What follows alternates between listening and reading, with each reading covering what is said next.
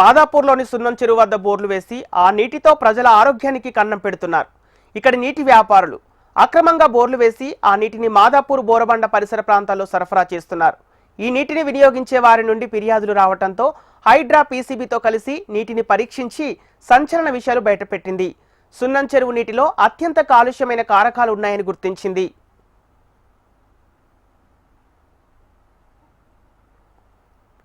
సున్నం చెరువు కలుషిత జలాలతో మాదాపూర్ పరిసరాల్లో ఉన్న హాస్టళ్లలోని విద్యార్థుల భవిష్యత్తును అనారోగ్యం పాలు చేస్తున్నారు.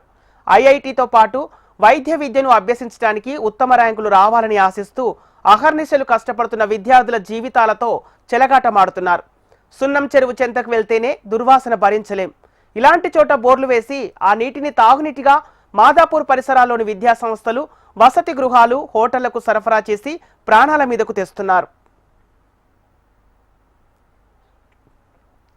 సున్నపు చెరువును పునరుద్ధరించే క్రమంలో హైడ్రా ఇక్కడి భూగర్భ జలాలు ఎంతటి ప్రమాదకర స్థాయిలో ఉన్నాయో అనే అంశాన్ని పీసీబీ ద్వారా పరీక్షించింది. తాగునీటిగా సరఫరా చేసిన ట్యాంకర్లలోని నీటి నమూనాలపై అధ్యయనం చేయించింది. సీసం, కాడ్మియం, నికెల్ లోహాల మోతాదులు అధికంగా ఉన్నాయని ఈ పరిశోధనల్లో వెల్లడైంది. ఇవి ఆరోగ్యంపై తీవ్ర ప్రభావం చూపుతాయని పీసీబీ హెచ్చరించింది. అంతర్జాతీయ ప్రమాణాల ప్రకారం ఉండాల్సిన మోతాదులో కాకుండా 2 3 12 రెట్లు అధికంగా ఉండి ప్రజల ప్రాణాలను హరిస్తున్నాయని పీసీబీ పరిశోధనల్లో వెల్లడైంది.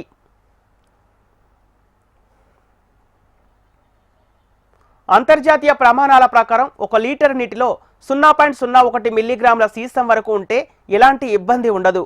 కానీ సున్నం చెరువు చుట్టూ ఉన్న బోరు నీటిలో 0.073 0.122 సీసం ఉన్నట్లు పీసీబీ గుర్తించింది.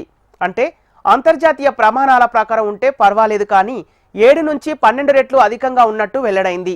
దీంతో పిల్లల మెదడు చురుకుతనంపై ప్రభావం చూపుతోంది. జ్ఞాపక శక్తిని తగ్గిస్తుంది.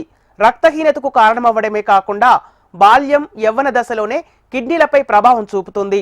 రక్తపోటు, గుండె సంబంధిత వ్యాధులు, సంతానోత్పత్తిపైన ప్రభావం చూపుతాయని పీసీబీ వెల్లడించింది.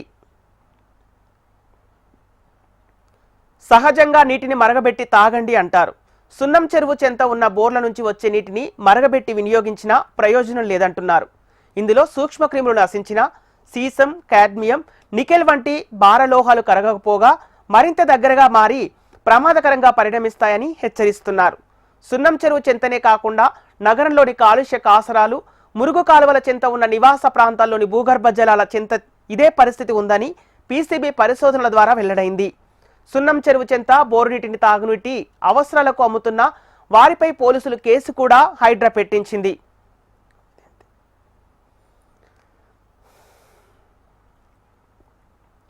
ఇంతటి ప్రమాదకర పరిస్థితుల్లో ఉన్నందునే హైడ్రా సున్నం చెరువు పునరుద్ధరణకు మొదటి ప్రాధాన్యతనిచ్చింది. ఈ చెరువును కాలుష్యం నుంచి కాపాడి మంచినీరు నిలిచేలా దాదాపు 10 కోట్లతో హైడ్రా అభివృద్ధి చేస్తోంది.